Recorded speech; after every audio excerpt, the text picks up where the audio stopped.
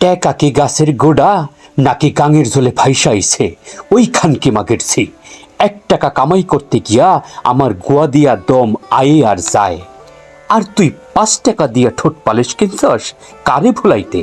হ্যাঁ কে, আমি কি তোরে চুমা খাই না? ওই তালুকদারের বেটি বাপের জন্মে 5 টাকার নোট দেখছস? যা অহন রিক্সা লয়ে বাইরা, আমি আর রিক্সা চালাইতে পারুম না।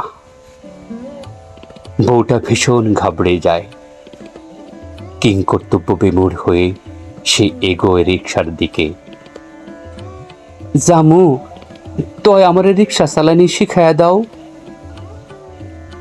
রিক্সাওয়ালা বউয়ের দিকে আচমকা তাকায়। তার চোখ আটকে যায় বউয়ের পালিশ করা ঠোঁটে। বুকের মধ্যে হঠাৎ করে ঝলক দিয়ে ওঠে রক্ত। একটু আগেই যাকে তালাক দেবে ভেবেছিল।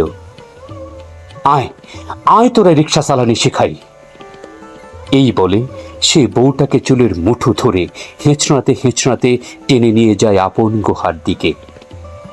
ঘন্টা খানেক ধরে বউকে সে রিক্সা চালানি শেখায়। বউ বলে, কি অহন রাগ পড়িছে? রিক্সাওয়ালা বউয়ের দিকে তাকায়। চেনা বউটাকেও ভীষণ অচেনা মনে হয়।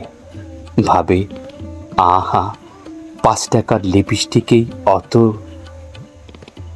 বড় লোকদের মতো যদি সে বউটার পেছনে আরো কিছু টাকা ইনভেস্ট করতে পারত।